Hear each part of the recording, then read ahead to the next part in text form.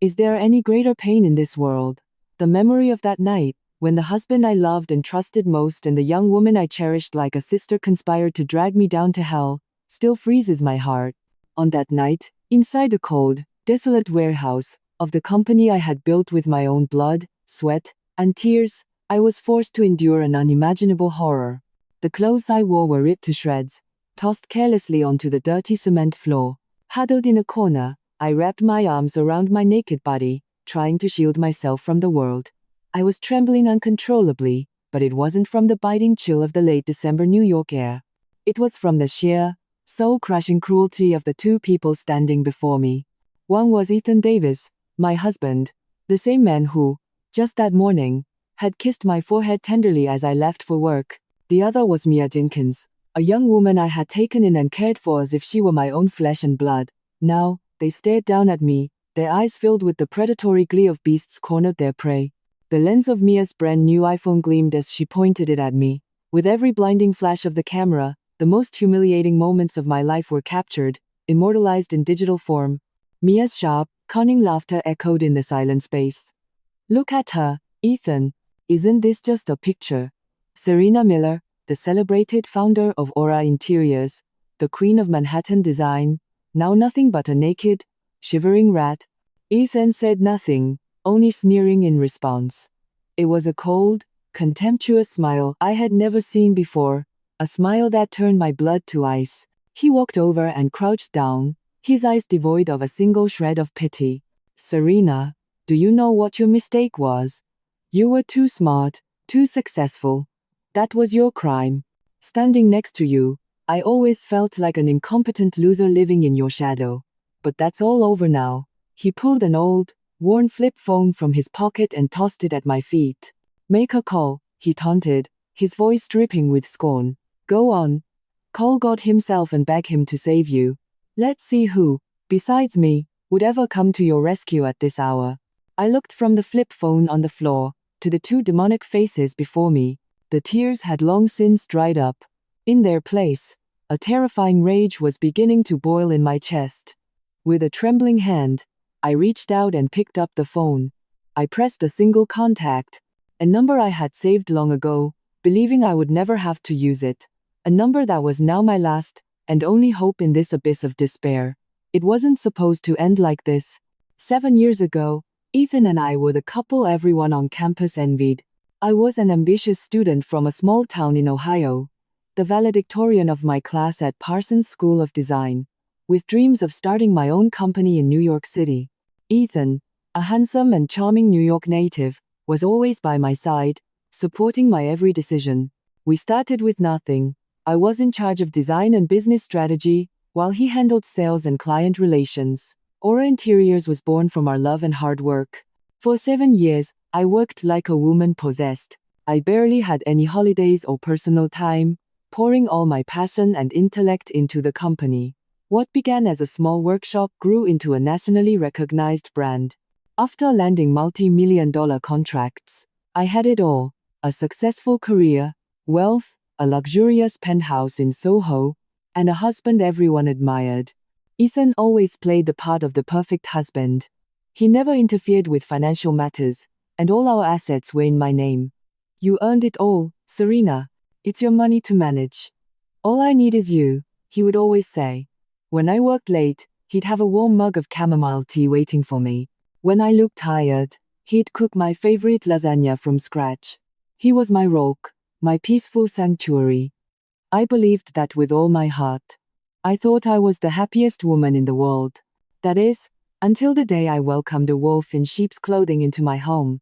About a year ago, on a business trip to the Hudson Valley, I ran into Mia. She was a distant relative from my hometown, struggling to make ends meet in the city after dropping out of community college, working a series of dead-end jobs. Seeing her so thin and worn down, I felt a pang of pity. I brought Mia back to Manhattan, gave her an administrative job at my company, and let her live with us in our penthouse. The place is huge, I thought. What's one more person? It's the right thing to do. When I told Ethan, he seemed hesitant. Are you sure about this? We don't really know her. What if she brings trouble?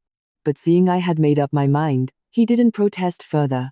If that's what you want, okay, but be careful. For the first few months, Mia was a model of sweetness and respect. She was diligent with housework, keeping our home spotless, and always having dinner ready. She was deferential to me and kept a respectful distance from Ethan. I grew fond of her, convinced I had made the right choice. I paid for her to take online business courses, bought her new clothes, and treated her like the little sister I never had. But I was blind. I didn't see that behind that poor, innocent face was a calculating mind and a jealousy that was growing like a poisonous mushroom. Viewers, who do you think Serena called? And how will her revenge unfold? If you want to find out, don't forget to like, subscribe, and hit the notification bell. Your support is the greatest motivation for us to create more great stories. Mia seeped into our lives, like a gentle breeze. At first, it was a pleasant change, but I had no idea it was the harbinger of a hurricane. She was incredibly clever and observant, quickly learning Ethan's and my habits and preferences. For breakfast, she'd make his favorite omelette with spinach and feta. For dinner, she'd prepare my favorite roasted salmon with asparagus. Beyond housework, Mia became my emotional confidante. When I came home exhausted, she'd bring me a cup of hot ginger tea, sit beside me, and listen to me vent about the stresses of running the company. "You're so amazing, Serena," she'd say, her eyes wide with what I thought was genuine admiration. "Running this huge company all by yourself. I wish I could be half the woman you are." In the cutthroat world of business where I always had to be strong, I let my guard down in the face of her perceived vulnerability and adoration. I began to confide in her like a true sister, sharing everything: business secrets, future plans for the company, everything. I never dreamed that every piece of information I gave her was being turned into a weapon against me. The first cracks in our relationship appeared over small things. My belongings started to disappear, one by one. First, it was an expensive Chanel lipstick. I must have misplaced it, I thought. Next, a silk Hermes scarf vanished. My memory is getting worse, I told myself. Then one day, at a small office party, I saw Mia wearing a pair of delicate diamond stud earrings. They looked identical to the ones Ethan had given me for my birthday last year, the very ones I had been searching for everywhere. When she noticed me staring, her face tightened, and she quickly tucked her hair behind her ear to hide them. I was about to ask, but I stopped myself. It must be a coincidence. I'm being paranoid. I didn't want to suspect the girl I cared for so much. Around that time, Ethan's behavior began to change subtly. He was still affectionate, but the old passion was gone. He started coming home later and later, always blaming client dinners or contract negotiations. His phone calls became more secretive. He'd step out onto the balcony, or into his study, speaking in hushed tones. Once, I accidentally overheard a snippet of his conversation. "Don't worry, it's almost done. I'll make sure you get the position you deserve." My heart sank. When I asked him who he was talking to, he snapped at me. "Are you spying on me? It was an important business call. Stop letting your imagination run wild." His sudden anger wounded me deeply. I began to feel like a stranger in my own home. The distance between Ethan and me grew, and someone else started to fill that void. Ethan began paying an unusual amount of attention to Mia. He frequently bought her gifts: a new dress one day, the latest iPhone the next, claiming they were rewards for her hard work. Mia would always feign reluctance. "Oh, you shouldn't, Ethan. Serena wouldn't like this." But in the end, she would always accept the gift with a grateful smile. Once, Mia came down with a minor cold. Ethan, however, acted as if it were a life-threatening illness. He cancelled an important meeting and rushed home to cook her chicken noodle soup, feeding it to her one spoonful at a time. He even stayed by her bedside all night. His concern went far beyond that of a brother-in-law. He looked like a man caring for the woman he loved. I stood outside her door, watching them, an indescribable feeling washing over me, a mixture of jealousy, sorrow, and a faint, sickening suspicion. When I tried to talk to Ethan about it, he flew into a rage. "You're being incredibly selfish. Mia is all alone here. Can't I show her a little kindness without you getting bent out of shape? Don't turn into one of those petty, jealous wives." His words felt like a slap in the face. Was I wrong? Was I being too suspicious? Once again, I blamed myself and tried to push the negative thoughts away. But then, an incident occurred that I could no longer ignore. Our company had an off-the-books cash fund, a slush fund used for unofficial expenses or to handle sensitive issues. Only I and our senior accountant, Mrs. Davis, knew of its existence. One day, needing a large sum of cash urgently, I opened the safe and froze. A neatly wrapped bundle of $50,000 in cash was gone. Horrified, I called Mrs. Davis, but she insisted she hadn't touched the safe in months. There was only one other person who knew the combination: Ethan. I had given it to him early in our marriage, trusting him completely. A cold chill ran down my spine. I started connecting the dots. The missing money, the expensive gifts Ethan bought for Mia, his recent opaque spending habits. No, it can't be. I didn't want to believe it. That night, I decided to confront Ethan. I didn't accuse him. I asked gently, "Ethan, honey, do you know what happened to the $50,000 in cash that was in the office safe?" He flinched, his face paling for a second before he composed himself and frowned. "What money? I have no idea. I haven't been in that safe in months." His blatant lie was transparent. Just then, Mia walked in from the kitchen carrying a platter of fruit. "Oh, Serena," she interjected, "are you talking about the money in that black cash box? I saw Ethan take it the other day. He said it was for an urgent company matter he had to handle." Mia's words were a dagger to my heart. Spoken with a veneer of innocence, her statement skillfully exposed Ethan's lie, forcing a direct confrontation between us. Ethan's face went white as he shot a furious glare at Mia. I looked at him, my eyes now cold as ice. "Do you have anything else to say?" Truth and lies hung in the tense air of our living room. I had a gut-wrenching feeling that I was standing in the eye of a hurricane.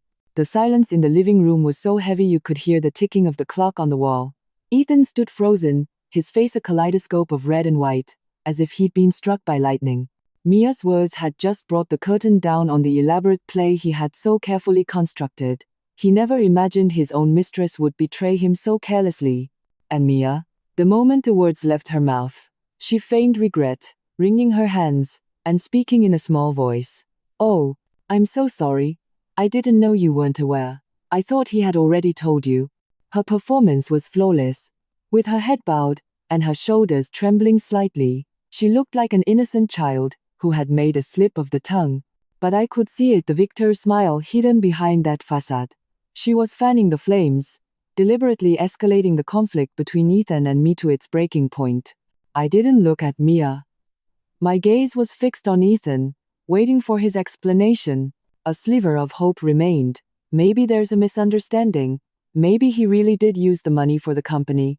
But that hope was brutally crushed by his own hands. After a moment of stunned silence, Ethan seemed to regain his composure. He took a deep breath and turned to me, but his expression wasn't one of remorse. It was one of undisguised fury. "Fine. I took it," he said, his voice sharp. "I needed the cash for a major business deal. I was going to tell you, after it was settled, and we saw the profits, but I didn't expect you to make such a scene. You don't trust me that much, Serena?" I was speechless. He not only admitted it, but was now blaming me, twisting his deceitful act into a justifiable business move, and painting my concern as baseless suspicion. A major business deal? Why didn't you discuss it with me first? I fought to keep my voice from trembling. "I'm your husband and the VP of this company. Do I need to report my every move to you?" Ethan raised his voice, his anger growing more blatant. "I just wanted to surprise you. You're always so wrapped up in work. Have you ever trusted me with anything truly significant?" "It's not that I don't trust you," my voice choked. "It's that your methods are wrong. To take that much money behind my back.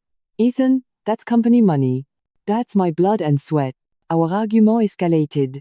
For the first time in our 7-year marriage, we were screaming at each other. All the while, Mia stood by, occasionally throwing fuel on the fire. "Serena, don't be so hard on him. He was just doing it for the company." "That's right, Serena. Ethan has been so stressed lately, always worrying about the business." The two of them worked in perfect tandem, painting me as a selfish, narrow-minded wife who didn't understand her husband. Finally, I couldn't take it anymore. "Enough. I don't want to hear another word." I turned and stormed upstairs, slamming the bedroom door behind me. I collapsed onto the bed, tears streaming down my face. The foundation of my trust had shattered. I no longer recognized the man I had married. That night, Ethan didn't come to the bedroom. He said he would sleep in the study so as not to disturb me. I knew it was an excuse. He was avoiding me. After that fight, a cold, invisible wall rose between us. We barely spoke, and the air in our home was suffocating. Ethan continued to come home late, but now he didn't even bother with excuses. He took suspicious calls openly and texted late into the night. I couldn't just sit back and let this happen. I had to know the truth. I had to know what this major business deal was. And more importantly, who the woman on the other end of the line was. I decided to stop confronting him directly. I would move silently, discreetly. Through a friend, I contacted a reputable private investigator. I gave him Ethan's photo, his car's license plate number, and his daily schedule.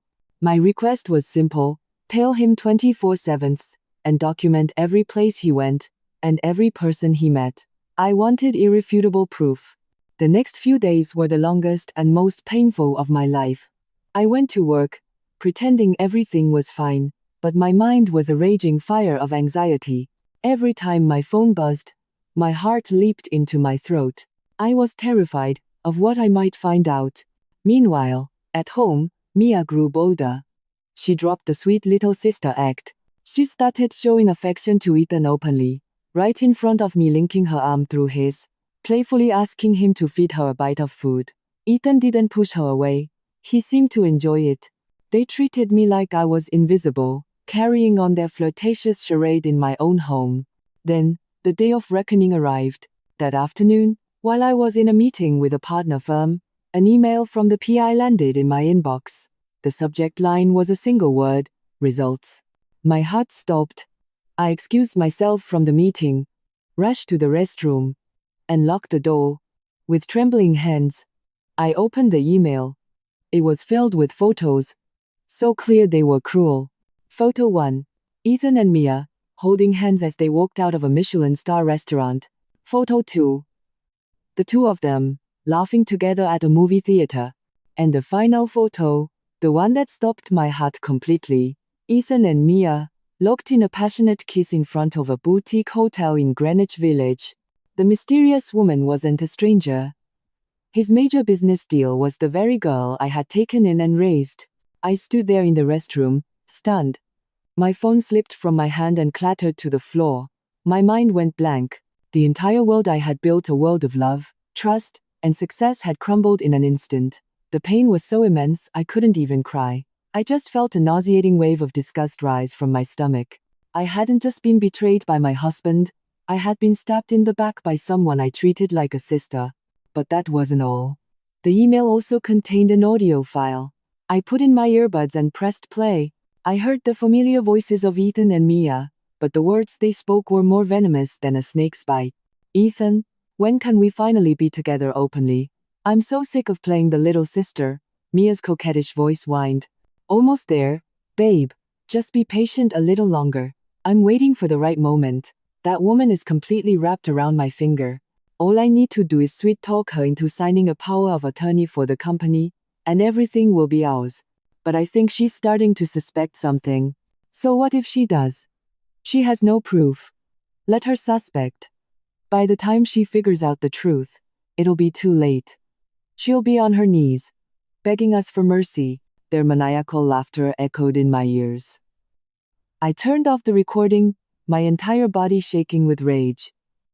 Their scheme wasn't just a simple affair. They were planning to take everything from me, to leave me on the street with nothing. It was a cold, calculated, and cruel plot.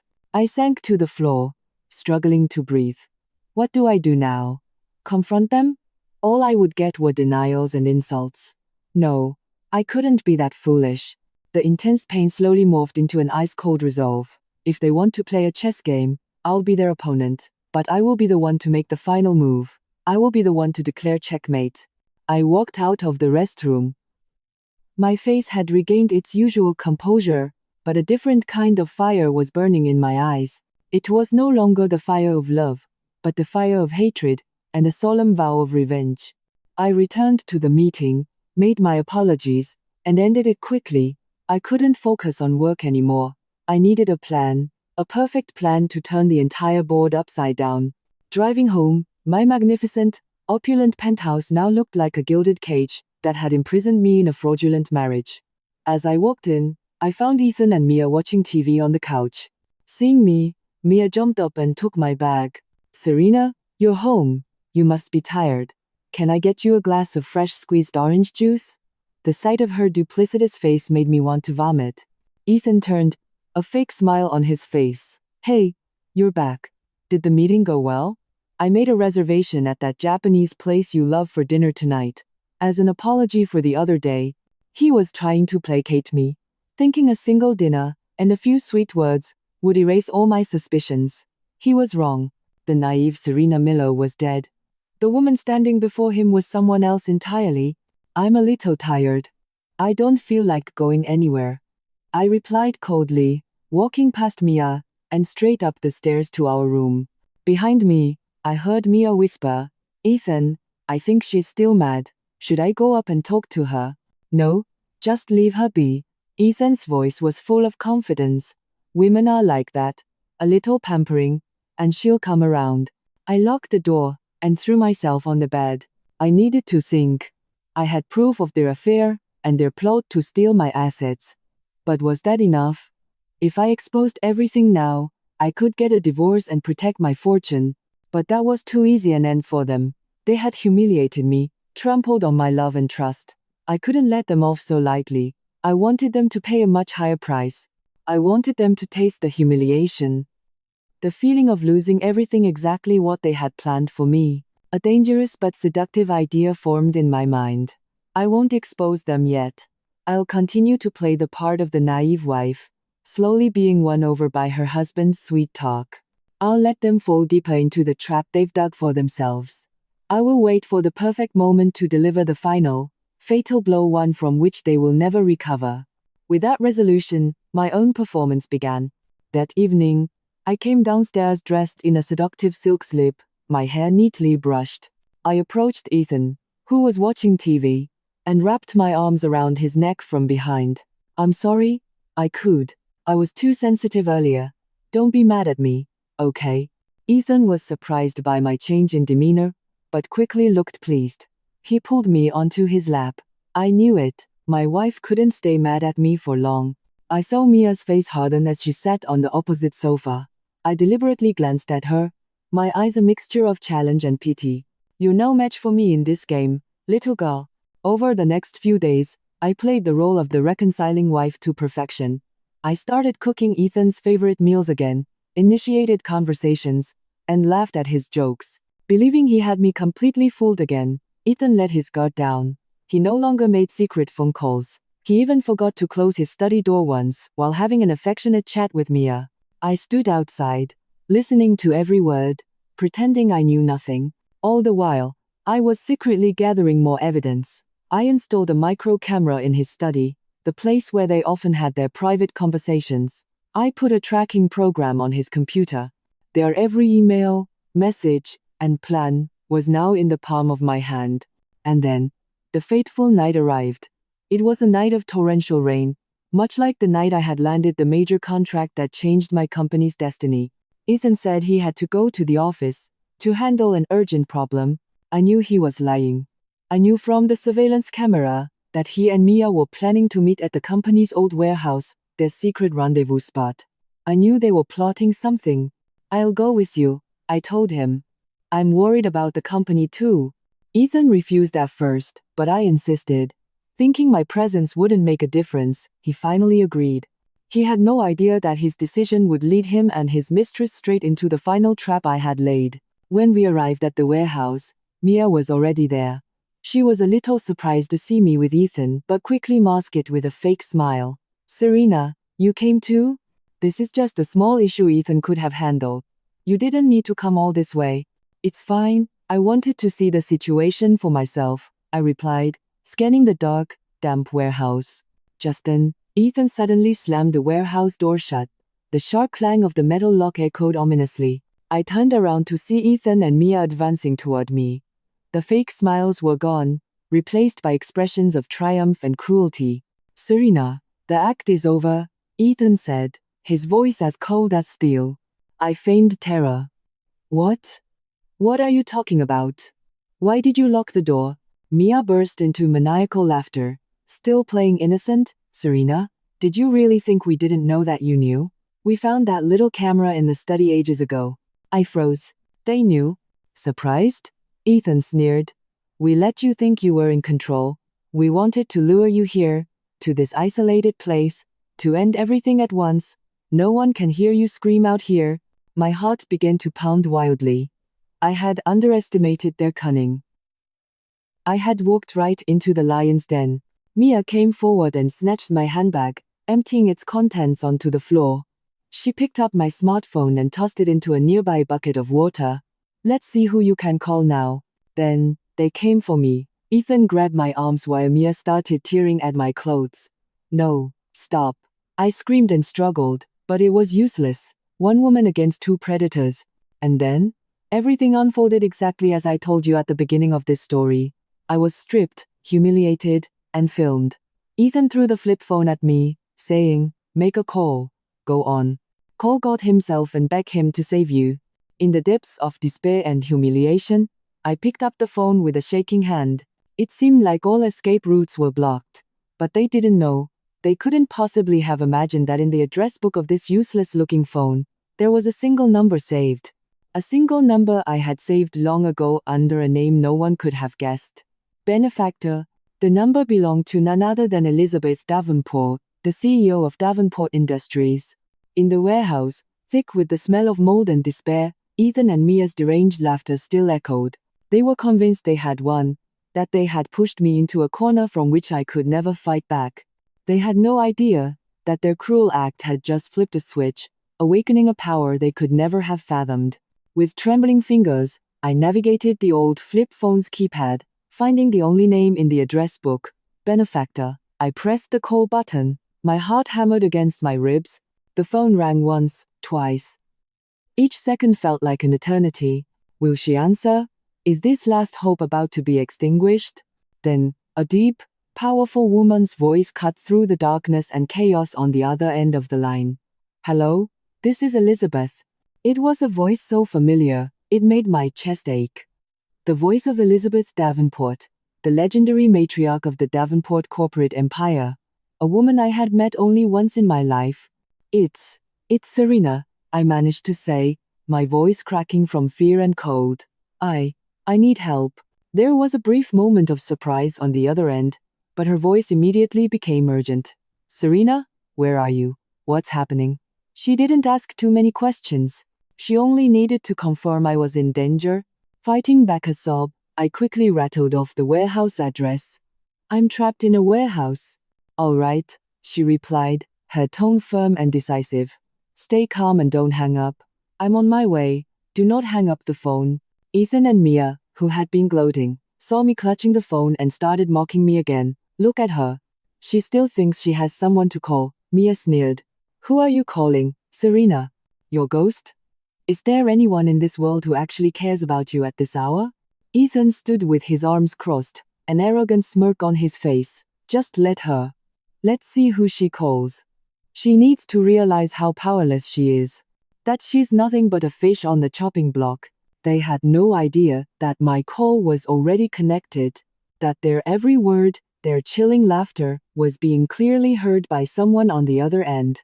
I said nothing, simply huddled in the corner, clutching the phone like my only life raft. Time crawled by. Ethan and Mia eventually grew tired of their taunts and sat down at an old table to discuss their bright future. Once she's gone, I'll officially appoint you as the vice president, Ethan said, wrapping an arm around Mia's waist. This company, that penthouse, it'll all be ours. And this video? Mia asked, holding up her phone. What are we going to do with it? We'll use it to make sure she can never hold her head up again. Ethan chuckled darkly. If she ever tries to open her mouth, this video will be all over the internet. The great Serena Miller will become a national laughingstock. She'll live the rest of her life in shame. They were plotting the complete destruction of my life, oblivious to the fact that their own plans were about to be shattered. About 20 minutes later, the sharp screech of several cars braking hard outside the warehouse pierced the night. It was followed by the sound of numerous firm, heavy footsteps. Ethan and Mia looked at each other, startled. "What's that noise?" Mia asked nervously. "Probably just the night watchman on his rounds." "Ignore it," Ethan said, trying to sound nonchalant, but a tremor of anxiety had already entered his voice. Just then, a deafening crash, like the sky falling, ripped through the air. The heavy metal door was torn from its hinges by an immense force and crashed to the floor. Ethan and Mia screamed in terror. A flood of burly, stone-faced men in black suits poured into the warehouse. They moved with swift, professional precision, instantly surrounding Ethan and Mia. The color drained from their faces as they stood frozen, utterly unable to comprehend what was happening. Behind the security team, a woman stepped inside. She wore a flawlessly tailored white pantsuit, her hair was pulled back in an elegant chignon, and her dignified face radiated an overwhelming aura of authority. It was Elizabeth Davenport. Her sharp gaze swept over Ethan and Mia before landing on me, huddled in the dark corner. Her expression immediately filled with compassion and fury. A female security officer quickly took off her jacket, came over to me, and wrapped it around my trembling body. Mrs. Davenport walked up to the still stunned Ethan. Her voice was ice, each word laced with power. "Are you Ethan Davis, Serena Miller's husband?" Ethan stammered. "Well, who are you? What is this?" "Who I am is not important. What's important is what you've done to one of my people." "Your people?" Ethan and Mia's eyes widened in disbelief. Mrs. Davenport said nothing more. With a slight nod of her head, two guards seized Ethan, twisting his arms behind his back. Another guard snatched the phone from Mia's hand. "Delete it," Mrs. Davenport commanded. With a few deft taps, the guard permanently erased the humiliating videos and photos of me. "You can't do this. This is a private matter between a husband and wife," Ethan yelled, struggling. Mrs. Davenport let out a contemptuous laugh. "Private matter? The moment you decided to harm another person with such despicable methods, it ceased to be a private matter. Take them away." The guards dragged Ethan and Mia out. They continued to scream and curse, but it was all in vain. Silence returned to the warehouse, but it was no longer a deathly silence. Mrs. Davenport came over to me. She didn't say a word. She just sat down beside me quietly and pulled me into her arms. Her embrace was so warm and strong, like a mother's. In that moment, all my strength crumbled. I buried my face in her shoulder and sobbed like a child, tears of humiliation, pain, and overwhelming relief. "It's okay, my dear. I'm here now. It's all over," she whispered, gently patting my back. Her voice had a mysterious power to soothe and calm. I had been rescued, but I knew the nightmare wasn't over. My war was just beginning. A luxurious Bentley sedan cut through the night, leaving the hellish warehouse and the worst nightmare of my life behind. I sat in the back, still wrapped in the security officer's jacket, staring blankly into the darkness. Beside me, Elizabeth Davenport asked no questions. She simply held my still trembling hand, transferring her steady warmth to me. The car didn't head back to the Soho penthouse that now filled me with disgust. It didn't go to a hospital, either. It pulled up in front of a grand mansion overlooking the East River, a residence several times larger and more majestic than my own. "This is my home," Mrs. Davenport said warmly. "You'll stay here for a while. You are completely safe here." I was led to a spacious and elegantly decorated guest suite. The housekeeper had already prepared fresh clothes, a warm bath, and a light meal. After bathing and changing into a soft silk pajama set, I felt some of the filth of the night wash away, but my soul was still in pieces.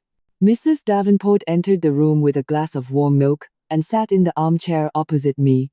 "Now," she said, her gaze both gentle and firm, "can you tell me everything?" Looking into her eyes, I held nothing back. I told her everything from the day I first took Mia in, to Ethan's changes, my suspicions, and the full extent of the affair and the plot to steal my company. The more I spoke, the more the rage in my chest burned. When my story was finished, Mrs. Davenport let out a long sigh. Fury smoldered in her eyes. "Worse than animals. How dare they do such a thing to my son's benefactor?" "Benefactor?" I looked at her, confused. She gave a faint smile, a hint of memory in her eyes. "You don't remember?" 5 years ago, at a resort in Nantucket, a vague memory surfaced. It was when I had just started my company, and Ethan and I were on a trip to celebrate our first big contract. While walking by the ocean, I saw a boy, about 10 years old, fall off a dock into the water. Without a second thought, I jumped in and pulled him out. A graceful woman, his mother, had rushed over, crying and clutching her son. She thanked me profusely, asked for my name and number, and insisted she would repay the debt. I thought nothing of it, just that I had done what anyone would have, and soon forgot the incident. That woman was me, Mrs. Davenport said, her voice filled with emotion, and that boy was my only son, Alex. If it weren't for you that day, I would have lost him forever. I tried to find you for a long time afterward, but your number had changed, and your company was too small to find any information on. Didn't I give you my card and tell you to call if you ever needed anything? I never imagined you would save that number and call me at your most desperate hour. So that was it. It was all connected, as if by fate. A small act of kindness I had performed 5 years ago had grown into a mighty tree, sheltering me now in my darkest storm. You've been through so much, Mrs. Davenport said, taking my hand. From now on, leave everything to me. I will not only help you get justice, but I will ensure you rise up stronger than ever, and make those who trampled on you kneel in regret. Her words infused my exhausted body with an invisible strength. I was no longer alone or powerless. I had a powerful ally, a mentor, and what felt like a second mother. The next morning, the sunlight streaming through the window was dazzlingly warm. For the first time in days, I felt a sense of true peace. Mrs. Davenport had already arranged everything. The top legal team from Davenport Industries was assembled. They listened to my story and reviewed the evidence I had collected. The lead attorney, a seasoned lawyer named Mr. Hayes, spoke with conviction. Miss Miller, with this evidence, we can sue Ethan Davis and Mia Jenkins for assault, extortion, fraud, embezzlement, and conspiracy. We have a guaranteed win. But, Mr. Hayes, I interrupted, I don't just want to win a lawsuit. I want to take back everything that is mine, and I want them to pay the price in the most painful way possible. Mr. Hayes glanced at Mrs. Davenport, who gave a slight, affirmative nod. He then smiled with professional confidence. I understand, Miss Miller. We won't be hasty.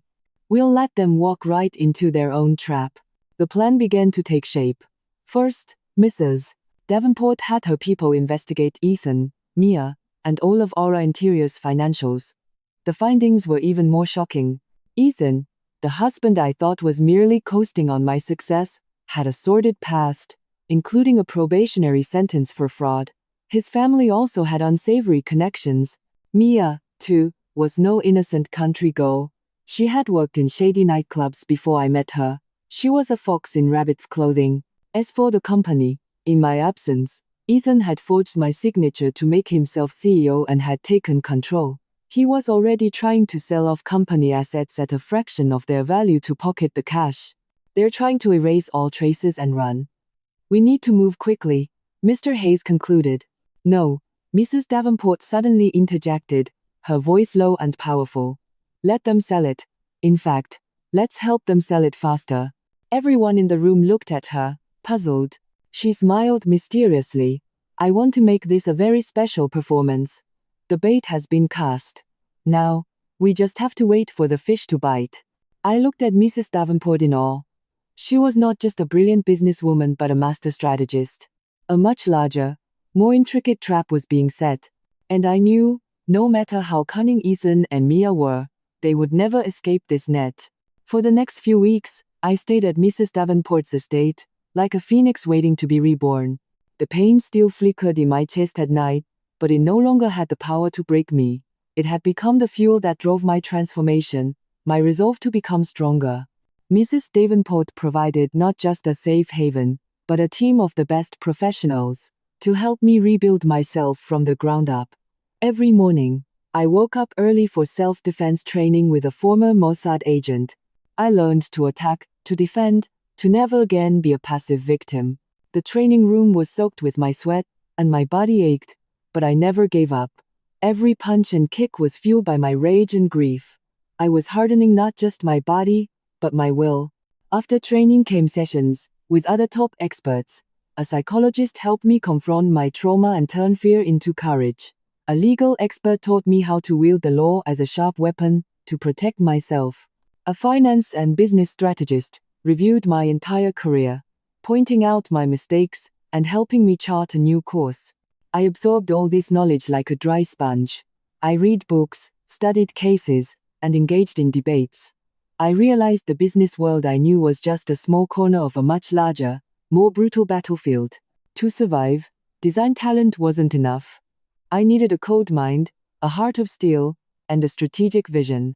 The biggest transformation, however, was my appearance. Mrs. Davenport brought in New York's top stylists and beauty experts. My long, dark hair, which I had always been proud of, which Ethan used to say he loved, I cut it off without a second thought. It was replaced by a chic, modern bob, dyed a sophisticated ash brown. My pale skin, a result of years of overwork, became smooth and radiant with meticulous care. My wardrobe was completely overhauled. The conservative office wear and casual home clothes were replaced by power suits, glamorous evening gowns, and outfits that accentuated my figure and commanded respect. When I looked in the mirror, I no longer recognized the vulnerable, compliant Serena of the past. In her place stood a different woman, with sharp eyes, a confident, enigmatic smile, and an aura of formidable strength. This wasn't a makeover for beauty's sake. It was a declaration of war. I was putting on my new armor for the battle to come. Mrs. Davenport looked at me, her eyes shining with pride. There she is. That's the woman I wanted to see, Serena. Remember, sometimes your appearance is a weapon. It shows people where you stand and makes them respect you. While I was undergoing this metamorphosis, Ethan and Mia were still basking in their fantasized victory, completely unaware of the storm gathering on the horizon. My disappearance didn't worry them, it delighted them. Ethan quickly put Aura Interiors on the market at a bargain price, claiming the previous owner had absconded and the company was on the verge of bankruptcy. He wanted to liquidate the assets and flee as soon as possible. Many firms showed interest, but strangely, every negotiation fell through at the last minute. They didn't know Mrs. Davenport was pulling the strings, using her influence to block every potential deal and corner Ethan. He was getting desperate. He needed money, a lot of it, to pay off gambling debts and settle scores with the shady characters he was involved with. He was becoming anxious, reckless. And that's when we cast our bait. Mrs. Davenport set up a shell investment firm with a plausible name, Golden Phoenix Capital. The CEO was a distinguished, looking foreign actor we hired. Golden Phoenix Capital approached Ethan, expressing a keen interest in acquiring Aura Interiors. They presented a dazzling vision of turning it into Asia's premier luxury furniture brand and offered a price far above its market value. Starved for cash, Ethan was ecstatic. Without a hint of suspicion, he immediately agreed to a meeting. The meeting took place at a top-tier restaurant in Midtown. Ethan and Mia arrived dressed to the nines, like victors about to claim a massive prize. They had no idea that in a private room upstairs, I, along with Mrs. Davenport and our legal team, were watching their every move on a hidden camera feed. Seeing Ethan's arrogant face on the screen, I could only scoff. The greedy fish was about to swallow the poisoned bait. My performance was now entering its most exciting act.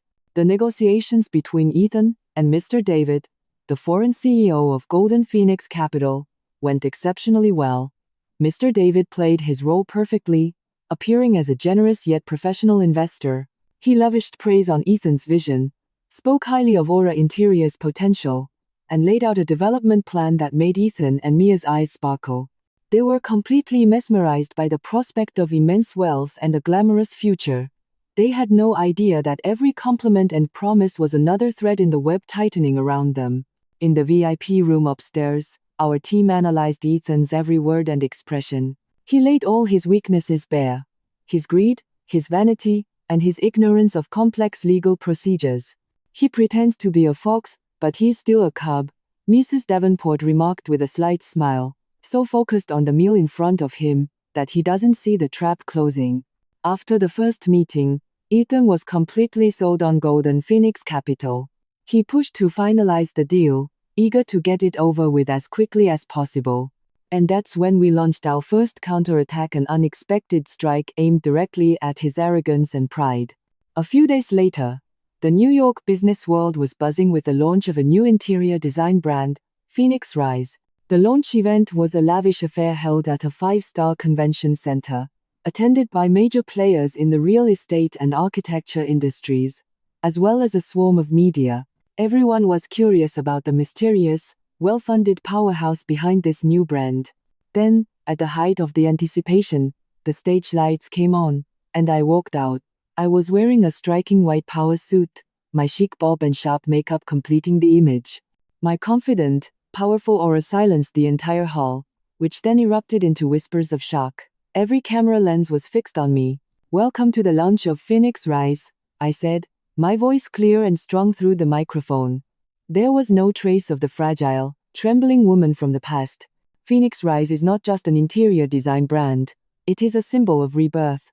It is the phoenix rising from the ashes. It is the story of a woman who rose from failure to prove her own worth. My speech was short, but it carried all the messages I wanted to send. I never mentioned Ethan or Aura Interiors by name, but everyone in the industry understood. My reappearance with a new identity, a new brand, and a new aura was a powerful slap across Ethan's face.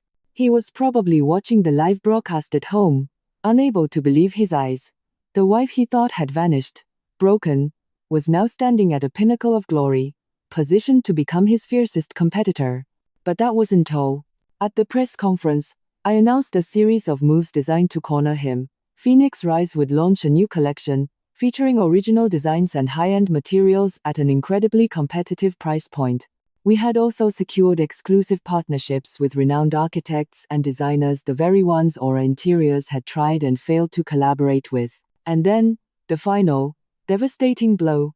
I announced that Phoenix Rise had signed a multi-$100 million deal with Elizabeth Davenport's Davenport Industries to provide all interior design for their upcoming chain of luxury resorts. This was the exact contract Ethan had been desperately trying to land. Now, it was mine. The news of my spectacular return and the launch of Phoenix Rise immediately made the front pages of every business journal. Stock prices of related companies fluctuated. Aura Interiors partners and suppliers began to get nervous. They saw a new star rising and an old empire at risk of collapse. Ethan's phone started ringing off the hook. Suppliers demanded early payment on outstanding invoices. Clients who had paid deposits wanted reassurance about their projects. The bank began to review the company's loans. The pressure mounted from all sides. He was trapped. On one hand, he was negotiating to sell the company for a great price to Golden Phoenix Capital. On the other, the value of Aura Interiors was plummeting daily because of my resurgence. The longer he hesitated, the less his company was worth. The more he rushed, the easier it would be for him to fall into our trap. I knew he didn't have much time to think. Greed and anxiety would force him to make the wrong decision. My first counterattack was a resounding success. I had not only reclaimed my standing in the industry but had also dealt a severe psychological blow to my enemy, making him lose his bearings and walk blindly down the path to his own ruin. My comeback and the powerful debut of Phoenix Rise sent shockwaves through the industry. Ethan was completely on the defensive. Like a cornered animal, he was consumed by fear and rage. He called and texted me incessantly, sometimes pleading sweetly, other times threatening and cursing. "Serena, come back. We can start over. The company is still yours. I was wrong, please. You backstabbing bitch. How dare you betray me? You think you can win? Dream on." I didn't respond to a single message. My silence drove him further into madness. He couldn't understand how I had transformed so quickly. He didn't know who was backing me. He started suspecting everyone around him, from former employees to business partners. Paranoia began to eat away at his sanity. Meanwhile, Mia wasn't faring much better. Seeing Ethan crumble and her dreams of a wealthy future at risk of evaporating, she started to turn on him. Their fights became more frequent. "What the hell are you doing? How could you let her turn the tables like this? You promised you'd make me happy. Shut up. This is all your fault. If you hadn't pushed me, things would have never gotten this far." Their demonic alliance, built on greed and lies, was now imploding from within. The combined pressure from me, his competitor, from his creditors, and from his mistress, pushed Ethan to the brink of collapse. He had no choice but to cling to his only lifeline, Golden Phoenix Capital. He scrambled to contact Mr. David again, agreeing to all terms, even ones that were less favorable than the initial offer. All he wanted was to sell the company and get out as fast as possible. And that's when we sprung our final trap. The sales contract, drafted by Mrs. Davenport's legal team, contained a series of incredibly complex and sophisticated legal clauses. On the surface, it looked like a standard acquisition agreement. Golden Phoenix Capital would acquire 100% of Aura Interiors for $50 million. Still a very generous offer given the company's actual value at that point. However, buried in the fine print was a clause, written in dense legalese. It stated that the seller, Ethan Davis, personally guaranteed and assumed full responsibility for the transparency and legality of all company accounting records and financial transactions for the past 5 years. If any fraud, tax evasion, or illegal activities were discovered, the buyer, Golden Phoenix Capital, had the right to terminate the contract, refuse payment of the remaining balance, and simultaneously sue the seller for all damages, including any fines levied by government agencies. Overwhelmed and lacking legal expertise, Ethan completely missed the danger of this clause. All he saw was the $50 million figure in front of him. He signed the contract without hesitation. On the day the contract was signed, Ethan and Mia celebrated once again, throwing a lavish party at an exclusive restaurant. They thought they had weathered the storm. They thought they were about to receive a huge sum of money and could start a new life far away. They had no idea that Ethan's signature on that contract was a death sentence for his career and his freedom. As soon as the contract was signed and the initial deposit was transferred to Ethan's account, Golden Phoenix Capital, that is, we sprang into action.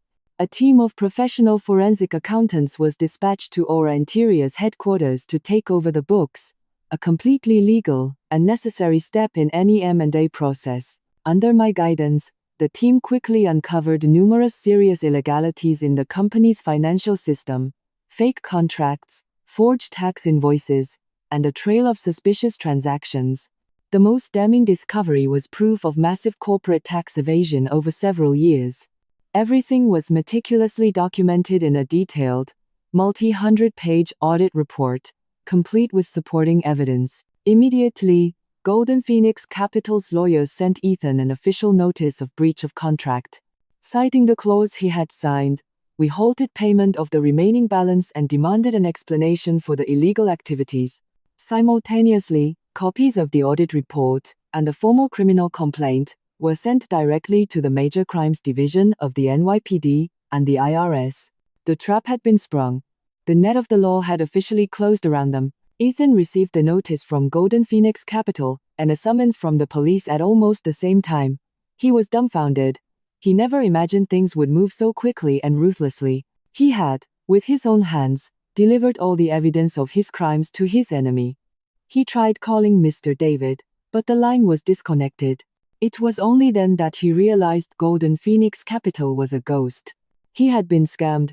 In a spectacular and painful con, he had sold his company and his future for a pittance to the very wife he had tried to destroy. Ethan Davis's nightmare was just beginning. As news spread that he was under investigation for tax evasion and accounting fraud, Ethan's world collapsed overnight. The banks immediately froze all his and Aura Interior's accounts. The $10 million deposit from Golden Phoenix Capital was locked up before he could touch a cent of it. The loan sharks he had borrowed from to fund his lavish lifestyle and gambling habits came to collect. They were no longer patient. They called, threatened, and sent thugs to bang on the door of his rented apartment. They even threatened to go to his parents. Ethan lived in a state of sheer terror. He couldn't leave his apartment or answer his phone. The once dashing businessman was now a rat hiding in his hole. In his panic, the only person he thought he could rely on was Mia. He called her, begging her to run away with him, but he had forgotten the true nature of this woman. When Mia realized that Ethan had lost everything and was facing prison time, she abandoned him without a moment's hesitation. "Are you crazy?" Her voice on the phone was cold and cruel. "Don't even think about dragging me down with you. Consider the money you gave me as payment for my youth. From now on, We're strangers. Don't ever call me again. That phone call was the final dagger in Ethan's already bleeding heart. He had lost not only his money and career but also the woman for whom he had betrayed me. Their so-called love was, in the end, nothing more than a cheap transaction. Desperate and cornered, Ethan did one last crazy thing. He came to Mrs. Davenport's estate, where he knew I was staying. He couldn't get in, but he stood outside the main gate, screaming like a madman. "Serena, you evil bitch, come out. You ruined my life. Come out now," he shouted, cursed, and pounded on the gates, but the only response was silence and the unmoving iron bars. I stood on a second-floor balcony, quietly looking down at the man writhing in a pathetic display of rage and powerlessness. I no longer felt hatred, only a sense of pity. This man was once my husband, someone I had loved. How did he end up so broken? It wasn't I who had destroyed him, it was his own greed and evil. After a long tirade, Ethan finally collapsed in front of the gate and began to sob, the gut-wrenching sobs of a man who has lost everything. It was the sound of belated regret, but it was far too late. A few minutes later, a police car arrived and took him away for disturbing the peace. Watching the car drive away, I turned and went back inside. It was time to end this ugly chapter for good. A few days later, I received a call from an unknown number. It was Mia. Her voice was no longer arrogant or cunning. It was trembling with fear. "Serena. It's me. Please, Serena. Forgive me just this once. I was wrong. I'll give you back some of the money. Please. Just drop the charges. I don't want to go to jail." I listened to her tearful plea in silence. I could picture her now. After abandoning Ethan, she had tried to flee the country with what assets she had left, but Mrs. Davenport had blocked all her escape routes. Her passport was invalidated, her bank accounts frozen. She had nowhere to run. She was now a wanted fugitive for her role as an accomplice to fraud. "Mia," I said, my voice surprisingly calm. "When you and that man were humiliating me in that warehouse, did you ever imagine a day like this would come? When you were living lavishly off my money, did you ever consider the consequences? You reap what you sow. It's time to take responsibility for your actions." With that, I hung up the phone. I am not a cruel person, but I am not a saint. Forgiveness is a luxury for those who have not trampled on another's life so mercilessly. Both Ethan and Mia met the end they deserved. The mills of God grind slowly, yet they grind exceeding small. The net of justice that Mrs. Davenport and I had cast had finally, and perfectly, closed. The play was well and truly over. The downfall of Ethan and Mia wasn't the end of the story, it was merely the end of a dark chapter. For me, a new battle awaited, reclaiming Aura Interiors and rebuilding it from the ashes. After Ethan's arrest, the company was in chaos. Employees were demoralized, and projects were stalled. As the legitimate acquirer, Golden Phoenix Capital officially took over the company, and that's when I re-emerged not as a ghost from the past, but as the chairman of Phoenix Rise, the parent company of Golden Phoenix Capital. I called an all-hands meeting and decided to hold a press conference to announce the change and present a new future. The press conference was held in the lobby of the Aura Interiors office building, the very place where I had once been the master, only to be disgracefully cast out. Today, I returned in a completely different guise. The lobby was packed with reporters, business partners, and all my former employees. Everyone was whispering, waiting to hear the fate of the company. At exactly 10 a.m., I walked in, flanked by Elizabeth Davenport and our legal team. I was wearing a navy blue dress that symbolized trust and authority. All eyes turned to me, a mixture of shock, curiosity, and disbelief. I stepped up to the podium and looked out at the familiar faces of the staff who had worked with me for years. "Good morning, everyone." My voice rang through the hall. Many of you here probably remember me. I am Serena Miller, the founder of Aura Interiors. A complete silence fell over the room. Everyone held their breath, waiting for what I would say next. In recent times, our company has gone through a great storm, a storm caused by betrayal and deceit. I, too, was a victim of that storm. I lost everything: my family, my career, my dignity. I paused, looking directly into the camera lenses. But I am not here today to recount my suffering. I am here to announce that the storm has passed, and Aura Interiors is about to be reborn. I held up a stack of documents. According to these legal papers, Phoenix Rise, the company of which I am chairman, has officially completed the acquisition of all shares and assets of Aura Interiors. From this day forward, Aura Interiors will be part of the Phoenix family. Together, we will begin a new chapter, one that is stronger, more transparent, and more successful. The room erupted in thunderous applause. The employees, who had been fearing for their jobs, now saw a new hope. They were applauding not just the fact that the company was saved, but the glorious return of the leader they had respected. But I knew that to truly win back their trust and rebuild my empire, words were not enough. I had to show them the unvarnished truth. As a start to that transparency, I composed myself and said, I'd like to share a short video with all of you. The large screen behind me lit up, and the room once again fell silent. But this time, the silence was different. The video didn't show the company's glamorous portfolio. It began with the grainy CCTV footage from the warehouse. My naked, huddled form. Ethan and Mia, laughing as they filmed me. Their humiliating words and vile plotting echoed through the hall. The room was in shock. People gasped, unable to believe what they were seeing and hearing. Whispers of outrage began to ripple through the crowd. A few of the female employees couldn't hold back their tears. They could never have imagined that the boss they admired had endured such a horrific ordeal. The video ended, but the heavy, stunned silence remained. That, I said, my voice trembling with emotion but my eyes resolute, is the true face of the people who nearly destroyed this company. And that is why I had to come back. I didn't just come back to reclaim what was mine. I came back to reclaim justice, to rebuild a work environment free of lies and betrayal.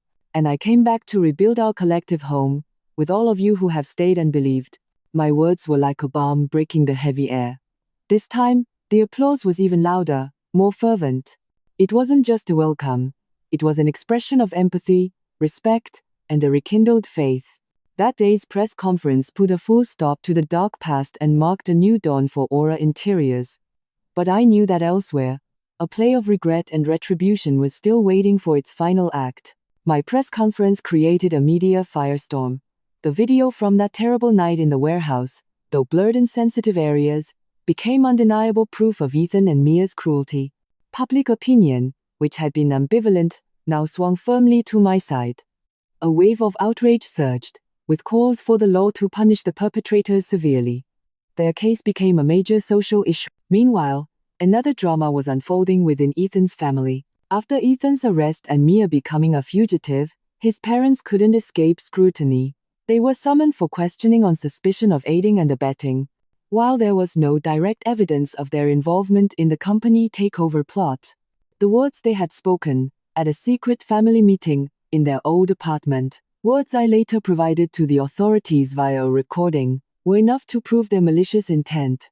The apartment they were living in, which had effectively been paid for with my money, was seized to cover part of the damages owed to me. From their luxurious life, they were forced to move back to a rundown apartment, living amidst the scorn and gossip of their neighbors. They had lost everything, their son, their money, and their reputation. As Mrs. Davenport had predicted, cornered people do unimaginable things. One afternoon, my assistant informed me that Ethan's mother was requesting a meeting. I hesitated for a moment, but then agreed. I wanted to see what tricks she had left to play. Ethan's mother was no longer the arrogant, flashy woman she once was. She was dressed in old clothes, her face gaunt, her hair streaked with gray. She looked as if she had aged 10 years. The moment she saw me, she fell to her knees and began to wail. Serena, my dear girl, I was wrong. Please, save my Ethan. He was foolish, bewitched by that evil girl. He has a good heart. You know how much he loved you. Please, have mercy. Write a letter to the court for him. He's my only son. If he goes to prison, how will we live? She crawled toward me, trying to grab my legs. I took a step back, my eyes cold. Get up, Mrs. Davis. This is a place of business, not a stage for your dramatics. My coldness made her freeze. She looked up at me with bloodshot eyes, pleading. Serena, I know we were all wrong. I failed as a mother. But please, give my son a chance to start over. I'm begging you. A chance? I laughed bitterly. Did your son and his mistress give me a chance when they humiliated me? Did your family give me a chance when you plotted to take my fortune and throw me out on the street? The law will decide his fate. You sow the wind, you reap the whirlwind. That is the price your son has to pay. Seeing my resolve, she changed her tactic, beginning to list her woes. Her husband had collapsed from the shock and was bedridden. They were living in poverty and sickness. She tried to soften my heart with pity, but my heart had already turned to stone. That is the consequence of your family's actions, I said, my voice devoid of emotion. If you all hadn't been so greedy and cruel, none of this would have happened. This conversation is over. Please leave. I turned away, unwilling to hear another word. Wait, she screamed, her voice suddenly filled with venom. You think you've won? You think you'll live a peaceful life? Let me tell you, you will never be happy. My son is in prison, and I won't let you live in peace either. I will curse you for the rest of my life.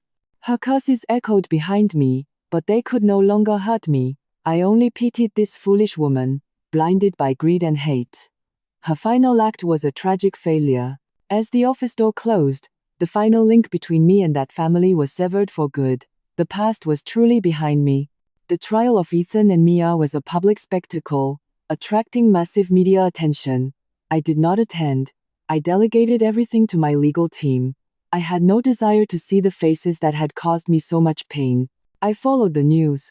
Faced with the mountain of evidence, audio recordings, videos, financial documents, Ethan and Mia had no choice but to plead guilty. In court, they turned on each other.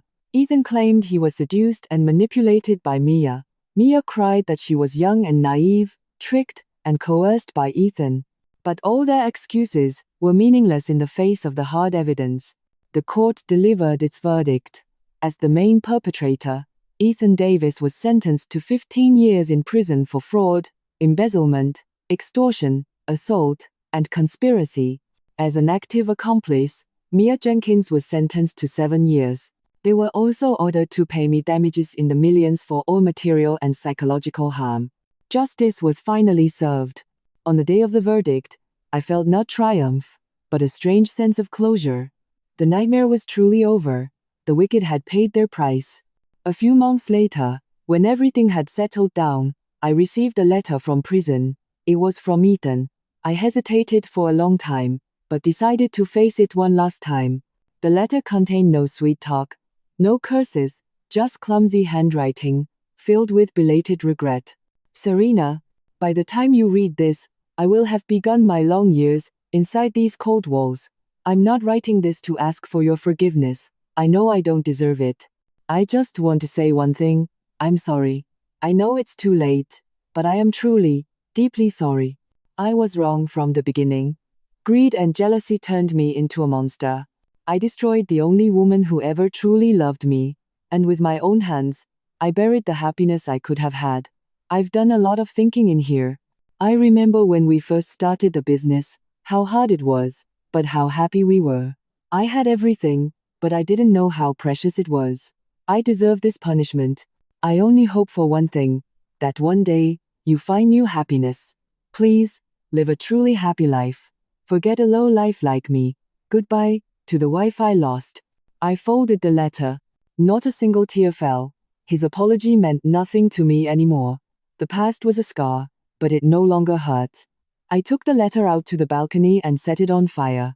Watching it turn to ash and scatter in the wind, I felt like I was burying the last dark piece of my memory. All the love and hate from that chapter of my life had truly vanished like smoke. I decided to take a trip, a journey with no destination, just to give my soul rest and healing. I chose Nantucket, the place where my fate and Mrs. Davenport's first intertwined. But this time, I was alone. The autumn air in Nantucket was crisp. I rented a small, beautiful cottage on a hill overlooking the sea, far from the noise of the town. Every morning, I woke up to the sound of seagulls, walked through the hydrangea gardens, and read by the fireplace with a warm cup of coffee. I didn't think about work or the past. I was learning to live slowly, to listen to myself. I realized that sometimes, happiness is simply being one with nature, unburdened, and just being yourself. One afternoon, as I was watching the sunset from a bluff, I got a call from Mrs. Davenport. My dear girl, where are you? How are you feeling? Her voice was as warm and kind as ever. I'm fine, Elizabeth. I'm in Nantucket. The air is wonderful. Good. Rest well. You deserve this time for yourself. We're handling things at the office. We talked for a long time. She told me about company matters, and I told her about the wild roses I saw on my walk. It was a simple conversation, but it warmed my heart. It was good to know that, no matter where I was, there was someone watching over me. Before hanging up, she said casually, "Oh, Alex is in Nantucket as well. He's at a meditation retreat. You should stop by if you have time. Who knows, it might be a nice connection." Alex? Her son. I smiled to myself. Maybe this was another twist of fate. Following her suggestion, that weekend I decided to visit the retreat. It was perched on a high cliff, surrounded by a pine forest, a serene, majestic space completely separate from the mundane world. I didn't seek out Alex right away. I wanted some true quiet for myself. I slipped off my shoes and walked barefoot on the cool stone paths, wandering through the grounds. The deep toll of a bell seemed to wash away the dust and worries from my soul. The faint scent of incense mixed with the sharp fragrance of pine, creating a clarifying aroma that calmed the mind. I stood before the main hall, quietly clasping my hands. I didn't pray for anything. I simply gave thanks for the strength that had seen me through the storm. I followed a small path to a bell tower that offered a stunning view of the ocean. The water was calm as a mirror, reflecting the sky and clouds. I took a deep breath. It felt as if all the world's greed, hatred, and pain had been left behind. Just as my heart was finding peace in that tranquility, a gentle, warm male voice came from behind me, as if careful not to break the silence. "Excuse me, but are you Serena Miller?" I turned, startled. Standing before me was a tall, well-built young man. He was dressed in simple retreat clothes, with a bright face, a high forehead, kind eyes, and a smile as warm as the morning sunday. I recognized him immediately. 5 years had passed, and the skinny boy had grown into a handsome young man, but his eyes and his smile were unchanged. His eyes held gratitude, and his smile was pure, without any artifice. "Alex?" I asked, a little uncertainly. He nodded, his smile widening to reveal charming dimples. "Yes, it's me. I can't believe I'd run into you here. I recognized you right away. You haven't changed much, except you seem even stronger and more amazing." At his words, I subconsciously touched my short hair. "Yes," I said. "A lot has changed, both inside and out." This meeting, so coincidental yet feeling so fated, wasn't awkward at all. We sat on a bench under the shade of an old pine tree, looking out at the calm ocean together. Alex told me about his life. He had finished his MBA in England and returned 2 years ago to start working at Davenport Industries under his mother's guidance. He said the business world was often exhausting, and he came to places like this to find peace and balance. He spoke with a humility and calmness that belied his wealthy upbringing. He never once brought up my past, never showed any curiosity or pity about what I had been through, though I was sure his mother had told him everything. He treated me with the natural sincerity of a friend he hadn't seen in a long time. His sensitivity made me feel completely at ease. For the first time in a long while, I could speak to a man without my guard up, without any mask. We didn't talk about painful things. We talked about the books we were reading, the classical music we had recently heard, and the meaning of giving and receiving in life. We discovered we had a surprising amount in common. We had both experienced loss and valued spiritual wealth over material things. Alex told me about his father, who had passed away early, about his childhood memories, and about how his mother, Elizabeth, had raised him all by herself. Listening to him, I felt like I was seeing a reflection of myself. "I really admire you, Serena," Alex said suddenly, looking at me with sincere eyes. "My mother told me everything. I can't imagine how strong you had to be to endure all that alone. I think sometimes, scars aren't something to be hidden. They're proof of the most powerful kind of vitality." His words weren't pity, they were deep empathy and understanding. They seeped gently into the driest corners of my heart like a cool spring, soothing the faint scars that remained. For the first time, someone looked at my wounds and saw not the tragedy of a victim, but the beauty of strength. For the rest of my days in Nantucket, we met often. He became my personal tour guide, taking me to peaceful, hidden corners of the island. We didn't go to loud, crowded places. He took me to a secluded pine grove, where we sat for hours, listening to the wind sigh through the trees. He took me to a tiny cafe hidden in an alley, filled with vibrant bougainvillea and the soulful music of James Taylor. We walked along the shore at dawn, when the water was shrouded in a light mist. We sat on plastic stools at a local seafood shack, eating fresh lobster rolls and laughing. The feeling between us bloomed as naturally and gently as the Nantucket dawn. There were no grand declarations or dramatic gestures. It was born from the empathy of two souls who had weathered their own storms and found a peaceful harbor in each other. When my vacation ended and Alex's retreat was over, we flew back to New York together. Leaving the island, I was a little worried that everything would go back to the way it was. But it didn't. Alex's presence made me see the city differently. It was still busy and bustling, but I no longer felt alone. Alex never rushed things. He was just quietly there for me, showing his care in the smallest ways. Knowing I was busy rebuilding my company, he would often bring me homemade lunches, healthy, simple meals to my office. Knowing I loved the arts, he would surprise me with tickets to a classical concert or a new art exhibition. He never interfered with my work, but whenever I faced a challenge and needed advice, he was always the most patient listener, offering deep and objective insights. He became an indispensable part of my life, warm, steady, and trustworthy. One weekend evening, after a rainstorm, the New York air was fresh and clean. Alex invited me to dinner. He didn't tell me where, only that I should wear a pretty dress. He came to pick me up, not in his usual luxury sedan, but on a classic white Vespa. "Tonight, let's have a date like old school New Yorkers," he said with a grin, handing me a helmet. The scooter zipped through quiet streets, the night wind tousling my hair.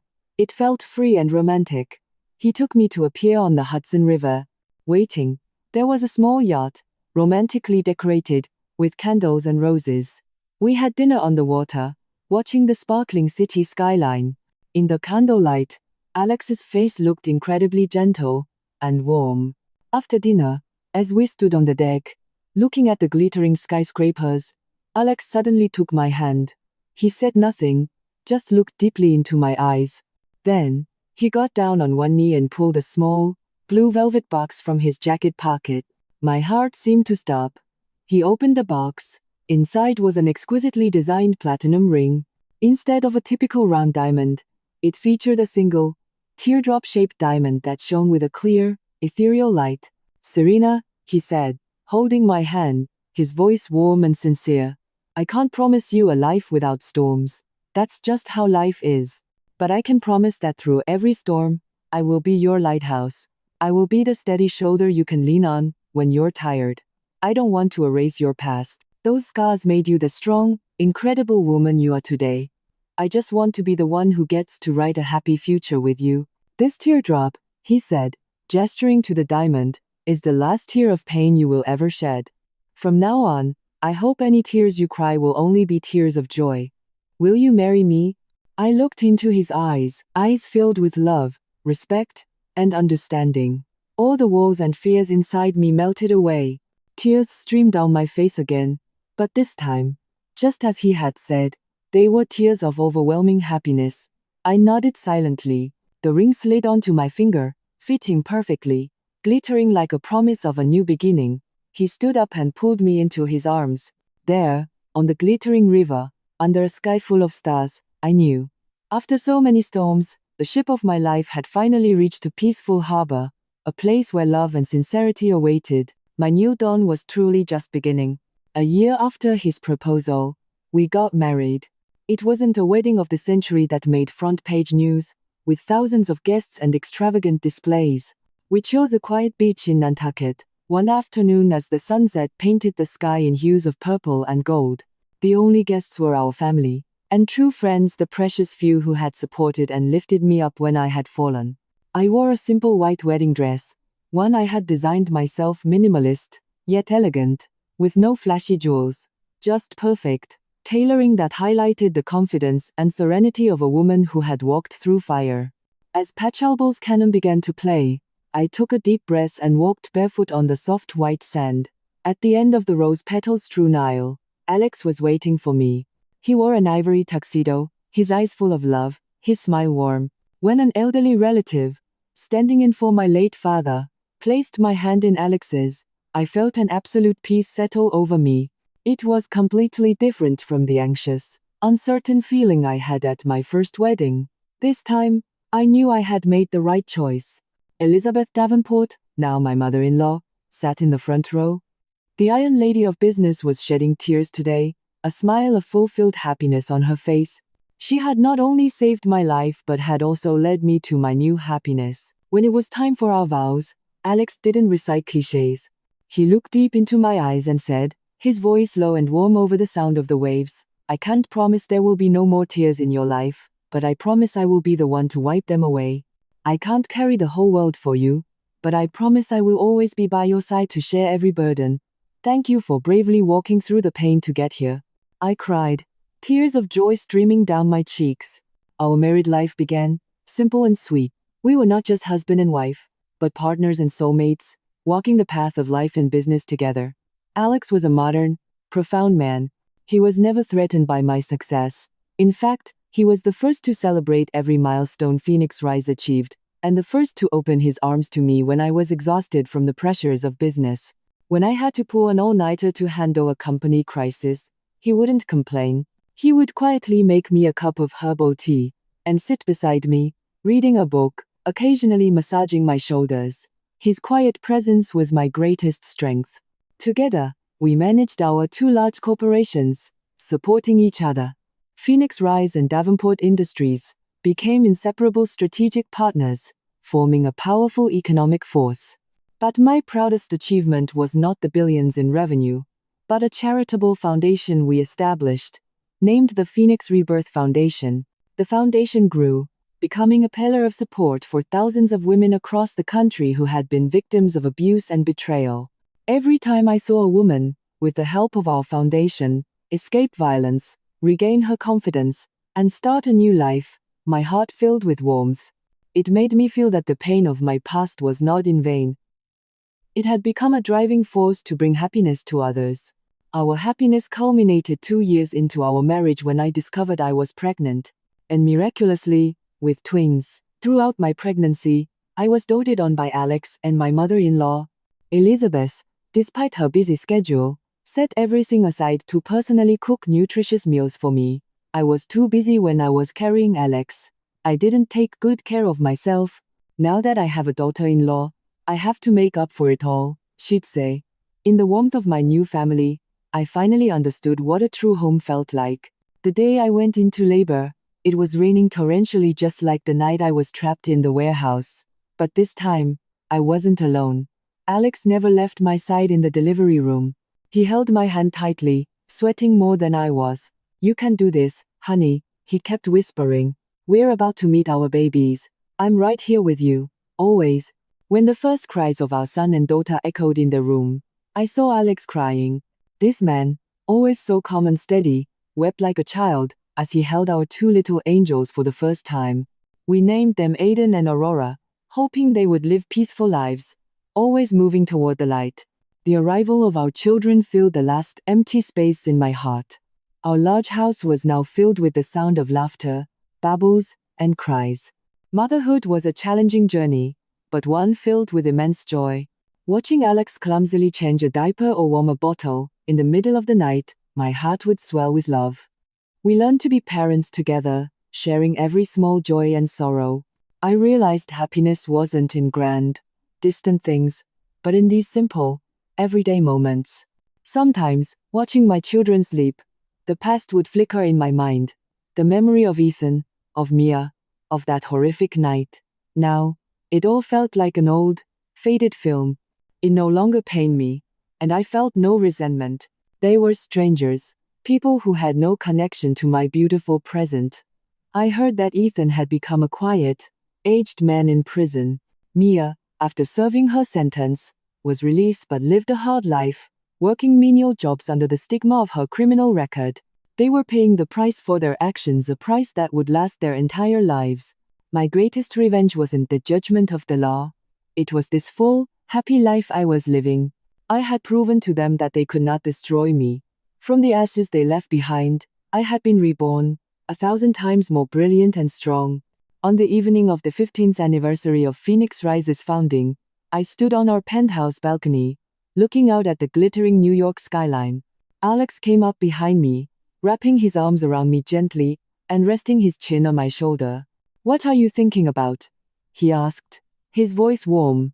I smiled, leaning my head back against his shoulder. "Just thinking about the path we've walked. If I hadn't gone through what I did back then, I might still be that naive woman who trusted people blindly. The pain forged me, made me realize my own true worth." Alex held me tighter. "You are the strongest woman I know. I'm so proud of you, Serena." I turned in his arms and looked deep into his eyes. "Thank you for coming into my life and healing me. Thank you for giving me a real family." I've realized that every woman's life is like a river, sometimes calm, sometimes turbulent. We can't choose what happens to us, but we can absolutely choose how we face it. I chose not to be broken. I chose to stand up and fight, and I won, not just against the wicked, but more importantly, against my own weakness. My story ends here. I'm sharing it not to boast about my current success, but to send a message to every woman who might be watching this. No matter what terrible situation you find yourself in, no matter how deep the betrayal or humiliation, never give up hope. Don't think it's the end. Believe in your own worth. Remember that deep inside every woman lies an immense power, like a phoenix waiting for its chance to be reborn from the fire. When you are pushed to the edge, that is when you can become your strongest. Stand up, wipe away your tears, and fight for the happiness you deserve. Because after the rain, the sun will always shine, and the most brilliant dawn awaits those who never give up. Thank you for journeying with me through my story of tears and laughter. If my experience can give you even a little strength and faith in life, that would be my greatest happiness. Cherish yourselves, and always believe that you deserve to be happy. Thank you.